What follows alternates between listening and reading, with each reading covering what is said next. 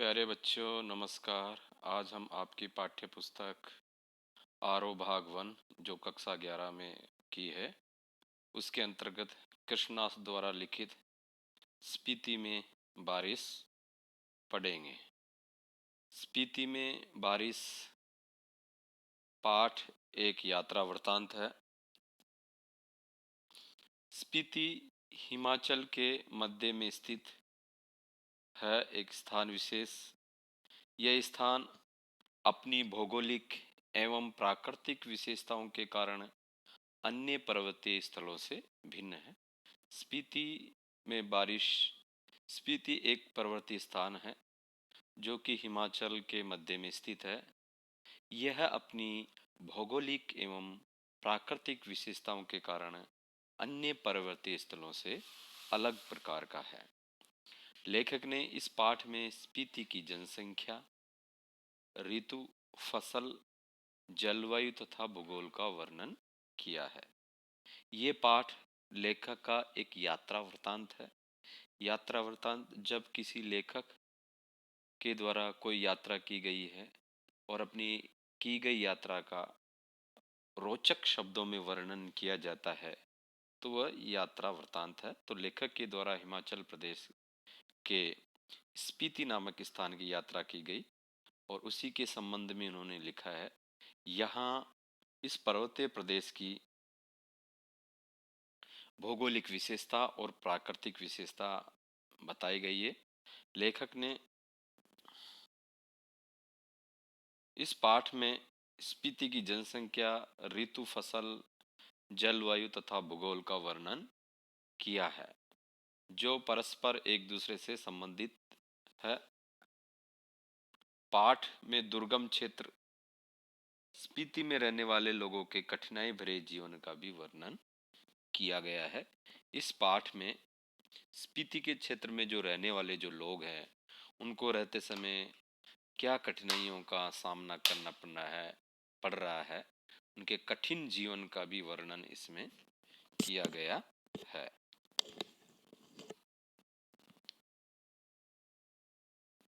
कुछ युवा पर्यटकों का पहुंचना स्पीति के पर्यावरण को बदल सकता है। ठंडे रेगिस्तान जैसे स्पीति के लिए उनका आना वहां बूंदों भरा एक सुखद संयोग बन सकता है। वह एक ठंडा रेगिस्तान है और वहां पर युवा पर्यटकों का आना जैसे रेगिस्तान में बारिश होना जैसा सुखद संयोग हो सकता है। तो आइए अब हम पढ़ते हैं स्पीति में बारिश जो कृष्णनाथ द्वारा लिखित है। यह उनका एक यात्रा वृत्तांत है।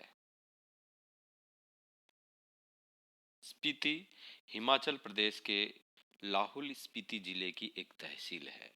स्पीति जो शब्द है वह एक तहसील है और ये लाहौल स्पीति जिले में आता है जो कि हिमाचल प्रदेश राज्य में है।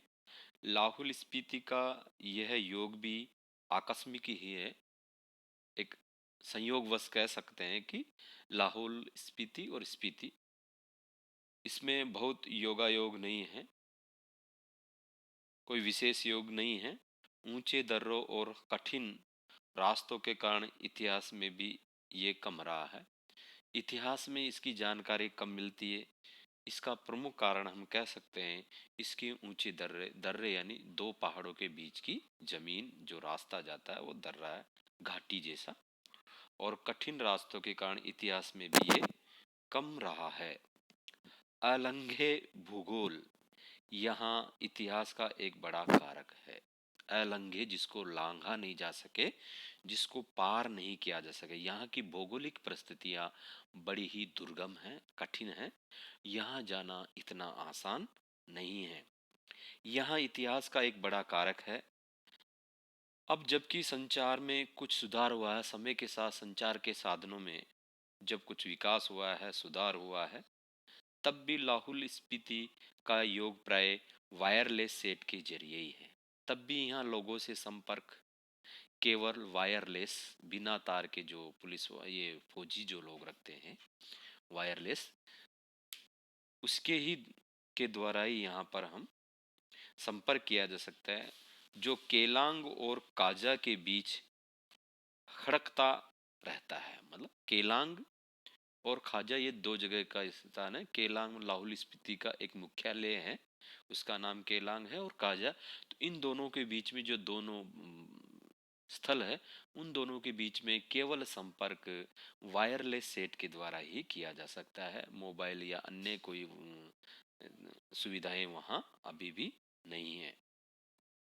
फिर भी केलंग के बादशाह को भय लगा रहता है कि कहीं काजा का सूबेदार उसकी अवज्ञा तो नहीं कर रहा है। तो एक तरह से ऐसा लग रहा है कि मानो केलंग के बादशाह राजा को ये डर रहता है कि कहीं काजा का जो सिपाही है या सूबेदार है राज उसके उसकी आज्ञा का उल्लंघन तो नहीं कर रहा है, कहीं बगावत तो नहीं करने वाला है। मतलब संपर्क में नहीं रहते, ये दो स्थान एक दूसरे से बिल्कुल कटे रहते हैं।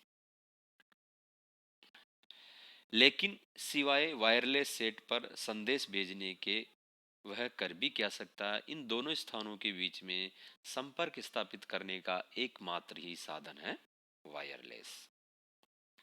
बसंत में भी 170 मील आना जाना कठिन है, शीत में प्राय असंभव है। यहाँ लाहौल स्पीति स्पीति में केवल दो ही ऋतु होती है, लगभग 3 से 4 महीने, जून से लेकर सितंबर तक वसंत ऋतु, और बाकी पूरे साल यहाँ पर शीत ऋतु रहती है। यहाँ दो ही ऋतु रहती है, गर्मी यहाँ होती नहीं। प्राचीन काल में शायद स्पीति भारतीय साम्राज्य का अनाम अंग रही है। लेखक बता रहा है कि प्राचीन समय में भी ये भारतीय अंग का भारतीय राज्य का एक अनाम अंग रही है, जिस गुमनाम अंग रही है, जिसका कोई विशेष नाम नहीं है। जब ये साम्राज्य टूटे तो ये स्वतंत्र रही। फिर मध्य युग में प्राय लद्दाख मंडल और कभी कश्मीर मंडल, कभी बूशहर मंडल, कभी कुलु मंडल, कभी ब्रिटिश भारत के तहत रही है। तो ये इन मंडलों में इन इन संभागों में ये रही थी। तब भी प्राय स्वायत्त रही रही, अपनी भौगोलिक विशेषता के कारण ये स्वायत्त रही, अपने में स्वतंत्र रही। किसी पर इसका साम्राज्य, इस पर किसी किसी का इस पर कोई अधिकार नहीं रहा, ये स्वतंत्र रही। इसकी स्वायत्तता भूगोल ने सिरजी है। ये जो स्वतंत्र रही है उसके पीछे इसकी भौगोलिक विशेषताएं है। ये है दुर्गम क्षेत्र है, यहाँ पर पहुंचना लोगों के लिए कठिन है। इसलिए हम कह सकते हैं कि इसकी जो स्वतंत्रता है इसकी भौगोलिक विशेषताओं के कारण है। भूगोल ही इसकी रक्षा करता है, भूगोल ही इसका संहार भी करता है। भौगोलिक विशेषता ही के कारण ये स्वतंत्र रही है। इसका विनाश भी भौगोलिक विशेषता के कारण ही होता है, और इसका रक्षा भी इसी की वजह से होती है। पहले कभी उन राजाओं का कोई हरकारा आता था तो उसके आते जाते वह अल्प बसंत बीत जाता था। कभी कोई जोरावर सिंह जैसे आता था तो वह स्पीति का तरीका वही था जो तुपचिलिंग गोन पासे मैंने देखा था।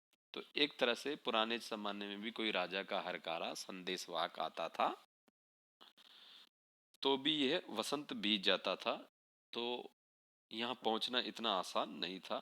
कभी कोई जोरावर सिंह जैसे आता था, मानो कोई जोरावर सिंह नाम का कोई राजा आता था तो भी स्पीति का तरीका वही था। कोई खतरनाक राजा आता था तो भी तुपचिलिंग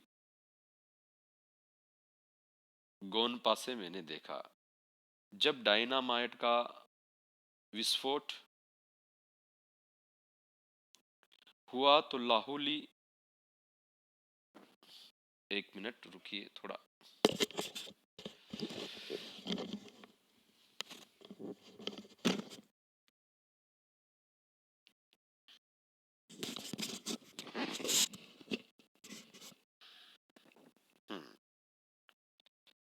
हुआ तो लाहुली हदस कर आंख बंद कर चांगमा का तना पकड़ एक दूसरे को पकड़कर बैठ गए। जब मानो डायनामाइट का विस्फोट हुआ तो लाहौली हदस, यहाँ के लाहौल के जो निवासी है वो हदस कर एकदम डर कर आंख बंद कर, चांगमा एक पेड़ का नाम है, तना पकड़कर एक दूसरे के हद से डर से पकड़कर बैठ गए।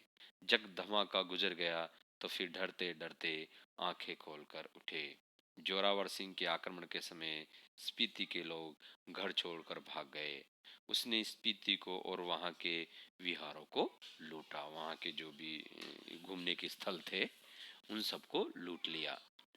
यह अप्रतिकार शायद स्पीति की सुरक्षा की पद्धति है। अप्रतिकार इस तरह से निरुपाय, जिसका कोई उपाय न हो, विरोध न करना, ये उनकी सुरक्षा की एक पद्धति है कि वो यहाँ पर पेड़ को, चांगमा नांगमा पेड़ को पकड़कर बैठ जाते या भाग जाते, यही इनकी विशेषता रही है, सुरक्षा पद्धति का तरीका रहा है।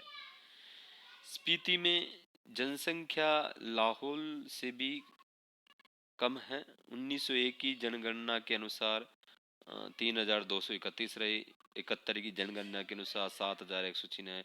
इसका क्षेत्रफल मुझे 1976 की गणना में लाहौल के साथ जोड़कर मिला, जो 12,015 वर्ग किलोमीटर है। स्पीति का अलग क्षेत्रफल नहीं दिया गया है, ये लाहौल के साथ इसका क्षेत्रफल है, नहीं दिया गया है।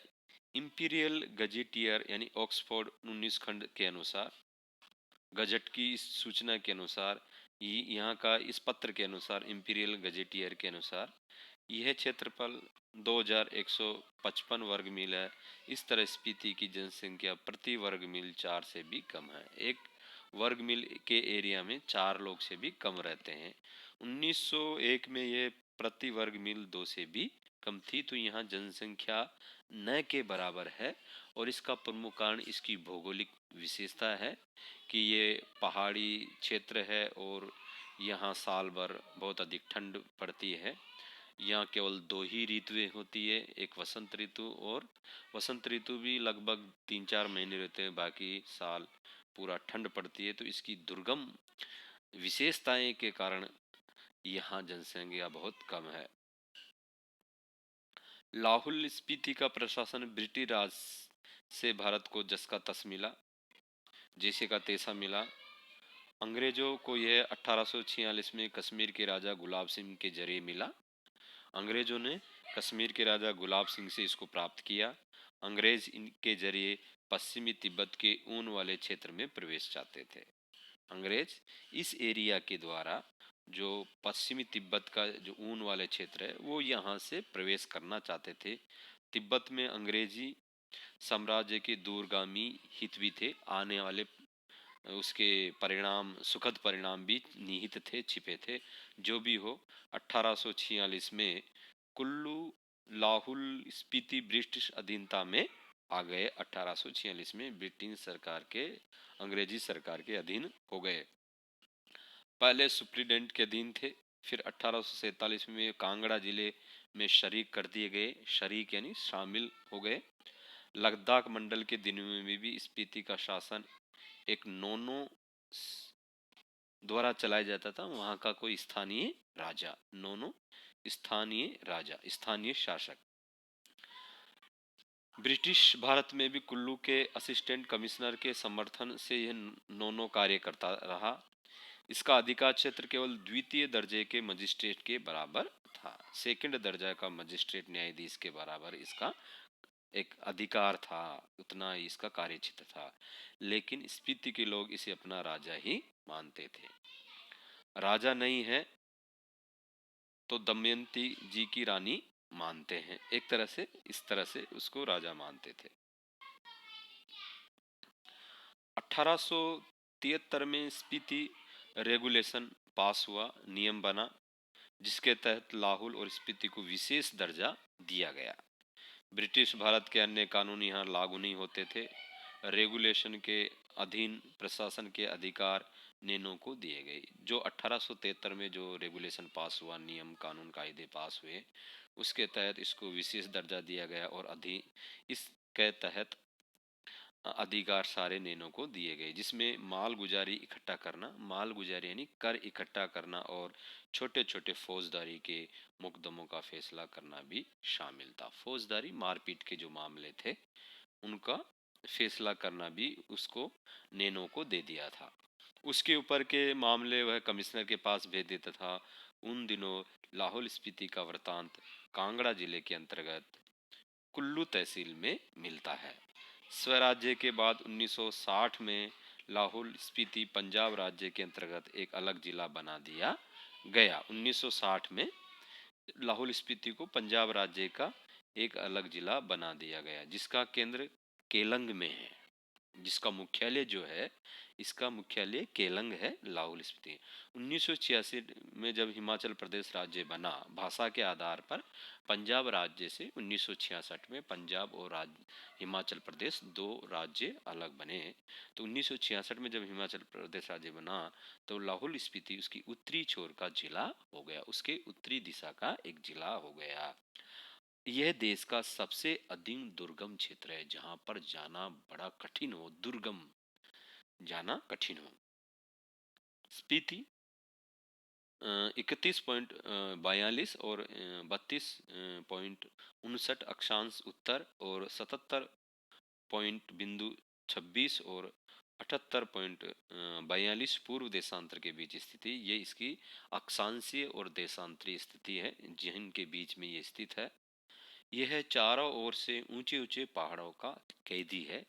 चारों तरफ से ऊंचे ऊंचे पहाड़ों ने इसको घेर रखा है। इन पहाड़ों की औसत ऊंचाई 18,000 फीट है। यह पहाड़ इसे पूर्व में तिब्बत, पूर्व दिशा में तिब्बत, पश्चिम में लाहुल, दक्षिण में किन्नौर और उत्तर में लद्दाख से अलग करते हैं। ये चारों दिशाओं में इसकी ये स्थितियां हैं। इसकी मुख्य घाटी इसी नाम की स्पीति नदी की घाटी है।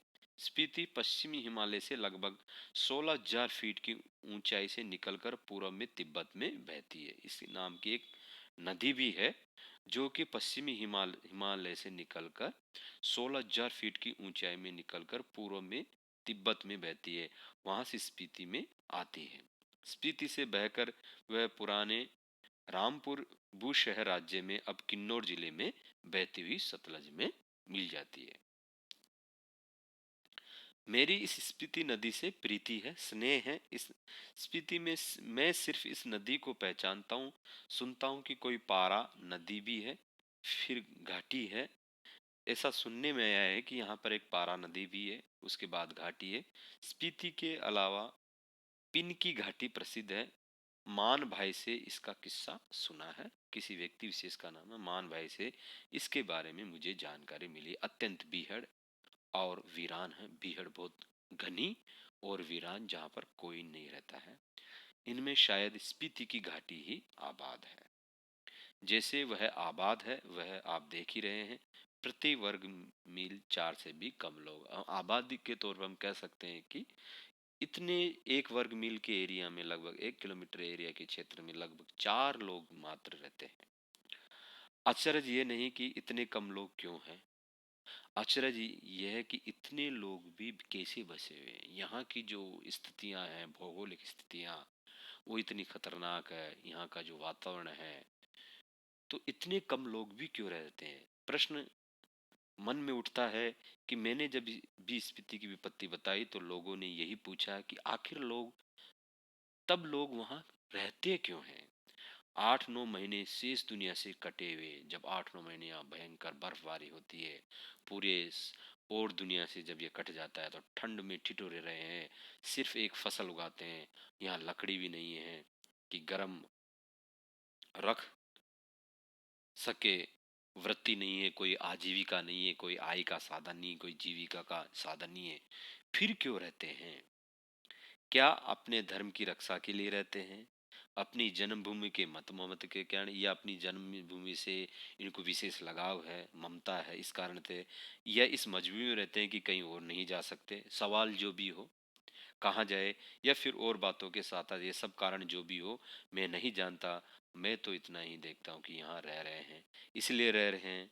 कोई तर्क नहीं है, तर्क से हम किसी चीज को भले सिद्ध कर सके, स्पीति में रहने को सिद्ध नहीं कर सकते कि यहाँ क्यों लोग करें, इसके पीछे कोई तर्क नहीं है और तर्क दिया भी नहीं जा सकता। तर्क से सिद्ध करना आसान हो, लेकिन हम ये कह नहीं सकते कि यहाँ लोग क्यों रह रहे हैं। लेकिन तर्क का इतना मोह क्यों? ज्यादा करके संसार और निर्वाण अतर्क्य है, तर्क से परे। ये संसार और निर्वाण जो मोक्ष है अतर्क्य है, तर्क से परे है। तर्क के द्वारा इसको नहीं समझा जा सकता। स्पीति नदी के साथ साथ मेरा थोड़ा परिचय स्पीति के पहाड़ों का भी है। स्पीति के पहाड़ लाहुल से ज्यादा ऊंचे, नंगे और भव्य हैं। वहाँ पेड़ पौधे नहीं है, ऐसे ही बर्फ सुंदर है। इसके सिरों पर स्पीति के नर नारियों का आर्तनाद जमा हुआ। ऐसा लग रहा है कि यहाँ के या रहने वाले लोगों की आर्तनाद की पीड़ा इनमें पहाड़ों में समाई हुई है। शिव का अट्ठास नहीं, हिम का आर्तनाद है, बर्फ का दर्द भरी आवाज है, ठिठुरन है, गलन है, व्यथा है। तो यहाँ पर ये पहाड़ जो बर्फ से ढके रहते हैं, ठंडे हैं और गलन है। इस व्यथा की कथा इन पहाड़ों की ऊंचाई के आंकड़ों में नहीं कही जा सकती कि ये कितने ऊंचे हैं, क्यों हैं। फिर भी जो सुंदरता को इंच में मापने के अभ्यासों में है, वे भला पहाड़ों को कैसे बक सकते हैं। जो सुंदरता को इंचों में नाप सकते हैं, वो पहाड़ों को कैसे छोड़ सकते हैं।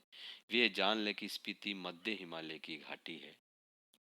ये मध्य हिमालय की घाटी है जिसे वे हिमालय जानते हैं। स्केटिंग, सौंदर्य प्रतियोगिता, आइसक्रीम और छोले भटूरे का कुल्लू मनाली, शिमला, मसूरी, नैनीताल, श्रीनगर, वह सब हिमालय नहीं है।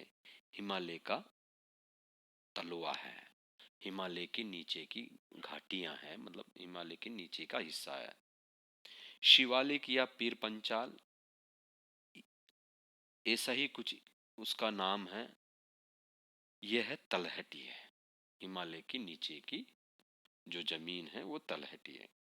रोहतांग, जोत के पार मध्य हिमालय है। ये सब स्थानों के नाम रोहतांग है, शिवालिक, पीर पंचाल, ये पहाड़ियों के नाम है।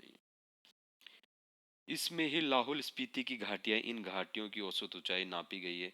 श्री कनिंघम के अनुसार लाहौल की समुद्र की सतह से ऊंचाई 10,535 फीट है। स्पीति की 12,986 फीट है, यानी लगभग 13,000 फीट तो औसत ऊंचाई है। मध्य हिमालय की जो श्रेणियां, पर्वत श्रेणियां स्पीति को घेरे हुए हैं, उनमें से जो उत्तर में है उसे 12 लाचा श्रेणियों का विस्तार समझे। 12 लाचा दर्रे की ऊंचाई का अनुमान 16,221 फीट से लगाकर 16,500 फीट का लगाया गया है। ये इतनी ऊंचाई है। इस पर्वत श्रेणी में दो चोटियों की ऊंचाई 21,000 फीट से भी अधिक है। दक्षिण में जो श्रेणी है वह माने श्रेणी कहलाती है। इसका क्या अर्थ है माने? ये बौद्ध भिक्षुओं का एक मंत्र है, मंत्रो जाप करते हैं, इसी के नाम पर इसका पर्वत श्रेणी का नाम पड़ा। इसका क्या अर्थ है? कहीं ये बौद्धों के माने मंत्र के नाम पर तो नहीं है। बौद्ध के माने मंत्र के नाम पर इस श्रेणी का, पहाड़ी का नाम माने श्रेणी पड़ा। जो मंत्र है ओ मणि पद्यम हूँ, इसका बीज मंत्र है। इसका बड़ा महात्म्य है, बड़ा महत्व है। इसे संक्षेप में मान्य कहते हैं। कहीं इसी श्रेणी का नाम इस मान्य के नाम पर तो नहीं है। अगर नहीं तो कहने करने जैसा है। यहाँ इन पहाड़ियों में माने का इतना जाप हुआ कि ये नाम इन श्रेणी को दे डालना ही सहज है। यहाँ बौद्ध मंत्र का इतना जाप हुआ कि इनको, हाँ। इंपीरियल गजेटियर में माने श्रेणी की ऊंचाई, गजट में जो प्रकाशित हुआ है, इंपीरियल गजट एक पत्र में माने श्रेणी की ऊंचाई 21,646 फीट बताई गई है। यह तो इस श्रेणी की किसी चोटी की ऊंचाई होगी, पूरी श्रेणी की ऊंचाई तो एक नहीं होगी। इसमें जो जो चोटी, छोटी छोटी चोटियां हैं, उनकी ऊंचाई भी 17,000 फीट से अधिक है। कई गांव समुद्र की सतह से 13,000 फीट से भी ऊंचे बसे हैं। एक या दो 14,000 फीट की ऊंचाई पर है। ये मध्य हिमालय है, इसमें स्पीति स्थित है। तो ऐसी दुर्गम क्षेत्र में स्थित है स्पीति। इसके पार ही बाह्य हिमालय दिखता है। इसकी एक चोटी 23,064 फीट ऊंची बताई जाती है। इसमें कई चोटियां 20,000 फीट से अधिक ऊंची है। मैं ऊंचाई के माप के चक्कर में नहीं हूँ, न इनसे होड़ लगाने के पक्ष में हूँ। वह एक बार लोसर में जो कर लिया सो बस है। लोसर ये स्थान विशेष का नाम है। इन ऊंचाइयों में होड़ लगाना मृत्यु है। हाँ, कभी कभी उनका मान मर्दन करना मर्द और औरत की शान है। मतलब उन पर चढ़ना, उनकी ऊंचाई को मापना। मैं सोचता हूँ कि देश और दुनिया के मैदानों में और पहाड़ों से युवक युवतियां आए और पहले तो स्वयं अपने अहंकार को गलाए, फिर इन चोटियों के अहंकार को चूर करे, इन पर चढ़े, उस आनंद का अनुभव करे जो साहस और कुवत से यौन में ही प्राप्त होता है। साहस और कुवत यानी बल और ताकत से इस युवा अवस्था में प्राप्त होता है। अहंकार का ही मामला नहीं है। ये मानने की चोटियां बूढ़े लामाओं के जाप से उदास हो गई है। युवक युवतियां किलोल करें, यहाँ आए हंसी मजाक करें, तो भी यह भी हर्षित हो। अभी तो इन पर स्पीति का आर्तनाद जमा हुआ है। बड़ी दर्द भरी आवाज है, यहाँ दुख है। वह इस युवा अट्ठास की गर्मी में कुछ तो पिघले लोग यहाँ आए। युवा जो पर्यटक है उनको यहाँ आना चाहिए और यहाँ मस्ती करनी चाहिए, ताकि यहाँ पर चहल पहल हो। यह एक युवा निमंत्रण है, ऐसा लेखक चाहता है, युवाओं को निमंत्रण देता है। लाहुल की तरह ही स्पीति में भी दो ऋतुएं होती है। कहीं मैंने षड ऋतुओं का बखान सुना है, 6 ऋतुएं, लेकिन यहाँ 2 ही ऋतु है। वह अभ्यास दोष के कारण है। वहाँ जून यहाँ जून से सितंबर तक एक अल्पकालिक वसंत ऋतु बहुत कम समय के लिए। शेष वर्ष शीत ऋतु होती है। वसंत में जुलाई में औसत तापमान 15 सेंटीग्रेड और शीत में जनवरी में औसत तापमान, एवरेज तापमान 8 डिग्री रिकॉर्ड किया गया है। औसत से कुछ अंदाजा नहीं लगता। वसंत में दिन गर्म रहता है, रात ठंडी रहती है। शीत में क्या होता है इसकी कल्पना की जा सकती है, कभी रहकर देखा जा सकता है। तो इस तरह से यहाँ 2 ही ऋतु होते हैं, वसंत और शीत ऋतु। स्पीति में वसंत लाहौल से भी कम दिनों का रहता है। वसंत में भी यहाँ फूल नहीं होते हैं। वसंत मतलब यहाँ फूल खिलाते हैं ऐसा कुछ नहीं है। खिलते न हरियाली आते हैं, न वह गंध होती है। दिसंबर में घाटी में फिर बर्फ पड़ने लगती है। अप्रैल मई तक रहती है। यहाँ ठंडक भी लाहौल से ज़्यादा पड़ती है। नदी नाले सब जम जाते हैं और हवाएं तेज चलती है। मुंह हाथ और जो खुले अंग है उनसे जैसे सूल की तरह ये ठंडी हवाएं चुभती है। स्पीति में लाहौल से भी कम वर्षा होती है। मध्य हिमालय मानसून की पहुंच के परे है। तो यहाँ मध्य हिमालय में मानसून वर्षा का मानसून पहुंचता नहीं है। यहाँ बरखा बहार नहीं है।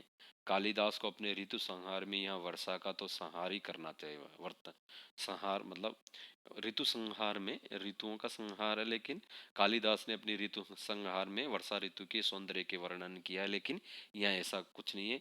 कालिदास में वर्षा का क्या ठाठ है, यहाँ वर्षा वर्णन इस प्रकार शुरू होता है। प्रिय जल की फुहारों से भरे बादलों के मतवाले हाथी पर चढ़ा हुआ, चमकती हुई बिजली की झाड़ियों को फहराता और बादलों की गरज के नगाड़े बजाता हुआ ये कामीजनों को प्रिय पावस राजाओं का सा ठाट बाट बनाकर आ पहुंचा। तो एक तरह से ये एक वर्षा ऋतु का वर्णन कालिदास ने किया था, लेकिन यहाँ पर वर्षा ऋतु का ऐसा कुछ है नहीं। ये पावस यानी वर्षा ऋतु यहाँ नहीं पहुंचता। कालिदास की वर्षा की शोभा जो है विंध्याचल में है, उसने विंध्याचल का वर्णन किया है। हिमाचल की इन मध्य की घाटियों में नहीं है। मैं नहीं जानता मैं नहीं जानता कि इसका लालित्य, इसकी सुंदरता लाहौल स्पीति के नर नारी समझ भी पाएंगे या नहीं। वर्षा उनके संवेदन का अंग नहीं है। यहाँ वर्षा कभी कभी होती है। वे ये नहीं जानते कि बरसात में नदियाँ बहती है, उनको पता नहीं। बादल गरजते हैं, बारिश होती है, पानी बरसता है, ये सब उनको पता। बादल बरसते हैं, मस्त हाथी चिंगाड़ते, जंगल हरे भरे हो जाते हैं। इन सब सारी चीज़ों से यहाँ के निवासी अनभिज्ञ हैं, अनजान है। अपने प्यारों से बिछड़ी स्त्रियाँ रोती कलपती है, मोर नाचते हैं और बंदर चुपचाप मारकर गुफाओं में जा छिपते हैं। यहाँ ऐसा कुछ नहीं है। अगर कालिदास यहाँ आकर कहे कि अपने बहुत से सुंदर गुणों से सुहानी लगने वाली स्त्रियों को भी जी खिलाने वाली पेड़ों की टहनी और बेलों की सच्ची सखी तथा सभी जीवों का प्राण बनी हुई वर्षा ऋतु, यहाँ ऐसा कुछ नहीं है। वर्षा ऋतु आपके मन की सब साधे पूरी करे तो शायद स्पीति के नर नारी ये पूछेंगे कि ये देवता कौन है। अगर हम ये कहें कि वर्षा ऋतु ये सब कर के दिनों में ये सारी चीजें हमको देखने को मिलती है, तो यहाँ के लोग कहेंगे ये है, होती क्या है, कहाँ रहता है, ये यहाँ क्यों नहीं आता। स्पीति में कभी कभी बारिश होती है। वर्षा ऋतु यहाँ मन की साध पूरी नहीं करती। धरती सूखी ठंडी और बंध्या रहती है, बंजर रहती है। स्पीति में साल में एक फसल होती है। मुख्य फसलें दो किस्म का, जो गेहूँ, मटर और सरसों, ये 4 तरह की चीज़ें होती है, बाकी और कुछ नहीं होता यहाँ। इसमें जो मुख्य हैं, सिंचाई का साधन पहाड़ों से आ रहे नाले हैं या उन पर बनाए कूल हैं, तट हैं, जो उन पर वो नली नालियाँ बनाई हैं। ये नालियाँ पहाड़ों के किनारे करने बहुत दूर तक जाती है। स्पीति नदी का तट इतना चौड़ा है कि इसका पानी किसी काम में नहीं आ पाता। स्पीति में ऐसे भूमि बहुत है जो खेती के लायक बनाई जा सकती है, लेकिन यहाँ सिंचाई नहीं कर सकते। सिंचाई का अभाव है। शर्त इतनी है कि इसके लिए स्पीति में जल उलीचा जाए, यहाँ लाया जाए, या फिर पानी का कोई और स्रोत पहुंचा जाए। स्पीति में कोई फल नहीं होता, मटर और सरसों को छोड़कर कोई सब्जी नहीं होती। शायद ऊंचाई, वायुमंडल के दबाव में कमी, ठंड की अधिकता, वर्षा की कमी वगैरह कारण यहाँ पेड़ नहीं होते, यहाँ पेड़ भी नहीं है। इसलिए स्पीति विशेषकर नंगी और वीरान है। वर्षा यहाँ एक घटना है। जैसे घटना कभी कभी घटती है, ठीक उसी तरह बरसात यहाँ कभी कभार होती है। ये एक सुखद संयोग भी है। ये सुखद संयोग कैसे है कि जब लेखक वहाँ था तो उस समय वारसी हुए। हम काजा के डाक बंगले में सो रहे थे, तो लगा कि कोई खिड़की खड़खड़ा रहा है, खटखटा रहा है। आधी रात का भी पिछला पहर है। इस समय कौन है? लेम की लो तेज की खिड़की का एक पल्ला खोला तो तेज हवा का झोंका मुंह और हाथ को जैसे छीनने लगा। मैंने पल्ला भिड़ा दिया, उसके आड़ से देखने लगा। देखा कि बारिश हो रही थी। मैं इसे देख नहीं सुन रहा था। अंधेरा, ठंड और हवा का झोंका आ रहा था, जैसे बर्फ का अंश लिए तुषार जैसी बूंदे पड़ रही हो, बर्फ जैसी बूंदे पड़ रही थी। जैसे नंगाड़े पर थाप पड़ रही हो, जैसे मानो कोई ढोल बजा रहा हो। दुंग छेन को हवा बजा रहे। दुंगछिन जो मुंह से बजाने वाला एक वाद्य यंत्र है हवा से। तो मानो महासंघ की ध्वनि घाटी में तैर रही थी। स्पीति की घाटी में वर्षा हो रही थी। कमरे में ठंड बढ़ रही थी। मैं बिस्तर में पड़ा पड़ा मालूम नहीं कब सो गया। सुबह उठा, चाय पीते पीते सुना कि स्पीति के लोग कह रहे थे कि हमारी यात्रा शुभ है, क्योंकि स्पीति में बहुत दिनों बाद बारिश हुई है। तो इस तरह से ये एक हमारा सुखद संयोग है। यहाँ पर बारिश होना एक घटना हम कह सकते हैं। तो इस तरह से स्पीति अपने प्राकृतिक विशेषताओं, भौगोलिक विशेषताओं के कारण अन्य पर्वतीय स्थलों से भिन्न है। यहाँ की जलवायु, फसल ऋतु के बारे में इस पाठ में हमने पढ़ा और समझा। और यह एक बहुत दुर्गम क्षेत्र है, पहाड़ी क्षेत्र है। साल भर यहाँ ठंड रहती है, केवल बसंत बहुत कम समय के लिए रहती है। बस इतना ही, धन्यवाद।